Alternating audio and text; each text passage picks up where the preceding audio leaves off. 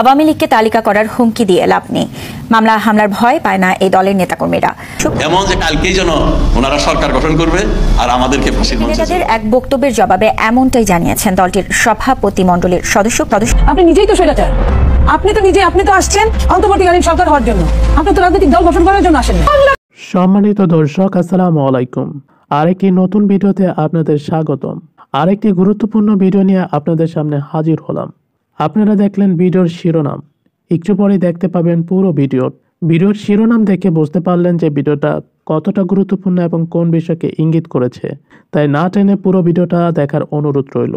আর আপনি যদি এই চ্যানেল নতুন হয়ে থাকেন তাহলে চ্যানেলটিকে সাবস্ক্রাইব করে রাখবেন এরকম আরো নতুন নতুন ভিডিও পাওয়ার জন্য। গণ অভ্যুত্থানের দীর্ঘ 5 মাস পর একে একে সকল ষড়যন্ত্র উঠে আসছে সামাজিক যোগাযোগ মাধ্যমে, অর্থাৎ গণমাধ্যমে। কোটা আন্দোলনের নামে মুখোশধারী সমন্বয় গত 4 বছরের পরিকল্পনায় দেশ ছাড়তে বাধ্য করেছেন প্রধানমন্ত্রী শেখ হাসিনাকে, যা নাগরিক টিভির এক অনুসন্ধানে উঠে এসেছে। আমরা যে এক জায়গায় খাইতাম, এক জায়গায় ঘুমাইতাম, এক জায়গায় গেছিলাম, আমাদের একটা স্বপ্ন ছিল, আমরা একটা বোঝা করা ছিল। আমরা জানতাম, আমরা ভাবতাম যে আমাদের হাত দিয়ে শেখ হাসিনা পতন ঘটাতে হবে। শেখ হাসিনা পতন ঘটানোর জন্য এটা আমাদের 2020 সাল থেকে আমরা সানখারপুলের একটা বাসায় থাকি, আমরা থাকতাম সানখারপুলের একটা বাসায় থাকতাম। বাসাটাকেও জাদুঘর করা উচিত। কতজন থাকতেন? আমরা সব মিলে 10-12 জন। সেই বাসাটা আপনি, আসিফ মাহমুদ, নাহিদ ইসলাম, সবাই আপনারা, মাহমুদ আলম ভাই থাকতেন না, উনি হয়ে থাকতেন।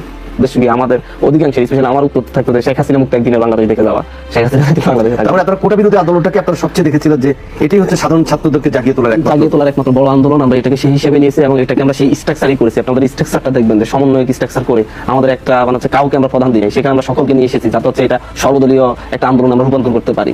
তো শুধু কোটা বিরোধী আন্দোলনের জন্য কিন্তু এরকম স্ট্রাকচার হয় না। এরকম স্ট্রাকচার করে সেই জন্য যদি এটা 16 তারিখের আগে সরকার দাবি মেনে নিত, তখন আপনারা 16 তারিখের আগে যদি সরকার দাবি মেনে নিত তাহলে হয়তো আমাদের এই আন্দোলনটা, আমাদের এই সংগ্রামটা, যে সংগ্রাম আমরা ছাত্রশক্তির ব্যানারে শুরু করেছিলাম, সেই সংগ্রামটা শেষ হয়ে যেত না, সেটা তো চলমান থাকছে। অন্য একটা পরিকল্পনা, এটা হয়তো পরবর্তী আরেকটা সুযোগের অপেক্ষায় থাকতো। এদিকে বিভিন্ন রাজনীতিবিদরা জানিয়েছেন যে সরকারের মূল নীতি ছিল দেশের অবকাঠামোর উন্নয়নের সাথে খুব দ্রুত নির্বাচনের ব্যবস্থা করা এবং বৈষম্য দূরীকরণের লক্ষ্য সকল কার্যক্রম গ্রহণ করা। অথচ নিজেরাই এখন সকল ক্ষমতার অধিকারী হয়ে ক্ষমতার চেয়ারে কোন কোটার মাধ্যমে বসে আছেন।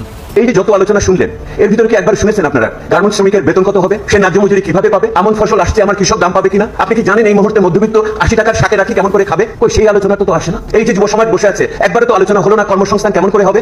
ওই সংস্কারকে আমি দেখেছি। কিসের উপরে কাঠামোর সংস্কার করবেন যদি আমার ভিত ঠিক না থাকে? ক্ষমতায়ন তো, আসল ক্ষমতায়ন তো হলো রুটি রুজির ক্ষমতায়ন। এবার আসি আসল আলাপে। নথি সবে পুড়ে যাবে, ছাই হইল, প্রমাণের অভাবে বিচার নাই, নেতা কহিল। ভবনে আগুন লেগেছে, নথি পুড়বে, চেয়ার পুড়বে, টেবিল পুড়বে, আরো যা যা আছে সবই পুড়বে, কিন্তু এর সাথে দুর্নীতি প্রমাণ করতে না পারার কি সম্পর্ক আছে কি নেই সে আলাপে যাওয়ার আগে একটি গুরুত্বপূর্ণ প্রশ্নের উত্তর খোঁজা জরুরি। বাংলাদেশ সরকারের মন্ত্রণালয়গুলো কি ডিজিটাল নাকি অ্যানালগ? এর উত্তর হচ্ছে পুরনো নথির ক্ষেত্রে এখনো বেশিরভাগই অ্যানালগ। 4-5 বছর আগে বিগত আওয়ামী লীগ সরকার সচিবালয়কে ডিজিটাল করার উদ্যোগ নেয়। নিয়মিত নথিপত্র নথি করার পাশাপাশি পুরনো নথিপত্রগুলো স্ক্যান করে ডিজিটাল সংরক্ষণের ব্যবস্থা করা হয়। তো গুরুত্বপূর্ণ মন্ত্রণালয়গুলো এখনো ডিজিটালাইজ না হলেও বিগত সরকারের দুর্নীতি প্রমাণ করতে কোনো অসুবিধা হওয়ার কথা নয়। কারণ সচিবালয়ের গুরুত্বপূর্ণ নথি সংরক্ষণের জন্য প্রতিটি মন্ত্রণালয়ে ফায়ার প্রুফ ভল্ট আছে, অর্থাৎ আগুন লাগলেও নথির কোনো ক্ষতি হবে না। মন্ত্রণালয়ের সব নথি যে সচিবালয় থাকে এমনও নয়। মন্ত্রণালয়ভুক্ত দপ্তর, অধিদপ্তর, পরিদপ্তরগুলোতেও তাদের স্ব নথি সংরক্ষিত থাকে। এছাড়াও ভিন্ন ভিন্ন ভবনে এসব নথির বিকল্প সংরক্ষণ থাকে। 20 জানুয়ারি এক সমাবেশে ডাক দিয়েছে ছাত্রলীগ নেতাকর্মীরা এবং এছাড়াও ছাত্রলীগ নেতা ঢাকা কেন্দ্রীয় সভাপতি সাদ্দাম হোসেন ইতিমধ্যে এক লাইভ বার্তায় জানিয়েছেন ছাত্রলীগ খুব দ্রুতই দেশে ফিরবেন, অতীতের সকল ভুল স্বীকারও করেছেন, নিজেকে সঠিকভাবে প্রস্তুত করেই ফিরবেন।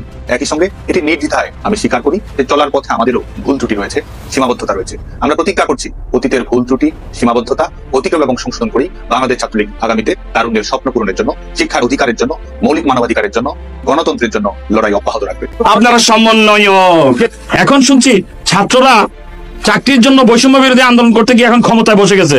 ইতিহাসটা ভুলে গেলে চলবে না। আন্দোলন শুরু হয়েছিল সরকারি চাকরির কোটা নিয়ে, কিন্তু যারা বৈষম্য বিরোধী আন্দোলনের কথা বলে কোটায় গিয়ে রাষ্ট্রীয় ক্ষমতায় ইউজ করে দল গঠন করে ক্ষমতায় আসার দিবাস্বপ্ন দেখছেন, এইটা ভুলে যান, এটা হবে না। একটু লম্বা লম্বা লেকচার মারে, লেকচার বন্ধ করেন, আপনাদের পরিণতি আরো ভয়াবহ হবে। কোটার নামে সমন্বয়কদের এই কঠিন ষড়যন্ত্র এবং বর্তমান সময়ে দেশের অনৈতিক কর্মকাণ্ডের সাথে জড়িয়ে পড়া দেশের উন্নয়নে সত্যি কি কোনো বাধাগ্রস্ত করছে? আপনার মতামতটি জানাতে ভুলবেন না। সম্মানিত দর্শক, সম্পূর্ণ ভিডিওটি দেখার জন্য আপনাকে অসংখ্য ধন্যবাদ। ভিডিওটি ভালো লাগলে একটি লাইক দিয়ে আপনার বন্ধুর সাথে শেয়ার করতে পারেন। সেই সাথে আপনার গুরুত্বপূর্ণ মতামত জানিয়ে দিতে পারেন আমাদের কমেন্ট বক্সে। আর আপনি যদি এই চ্যানেলে নতুন হয়ে থাকেন তাহলে চ্যানেলটি সাবস্ক্রাইব করে রাখতে পারেন এরকম আরও নতুন নতুন ভিডিও পাওয়ার জন্য। সম্মানিত দর্শক, আপনারা সম্পূর্ণ ভিডিওটা দেখে বুঝতে পারলেন যে বর্তমান সময়ে এই ঘটনাগুলো নিয়ে কতটা আলোচিত হয়েছে এবং যে বিষয়গুলো পুরো বাংলাদেশ সহ সারা বিশ্বকে তোলপাড় করে ফেলেছে এবং সোশ্যাল মিডিয়াতে এর আলোচনা ও সমালোচনার ঝড় উঠেছে।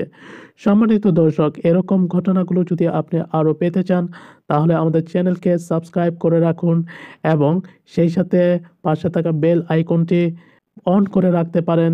ভিডিও আপলোড করার সাথে সাথে আপনার চ্যানেলে নোটিফিকেশন পেয়ে যাবেন। সম্মানিত দর্শক, এখনকার জন্য বিদায় নিচ্ছি। আল্লাহ হাফেজ। কথা হবে অন্য ভিডিওতে।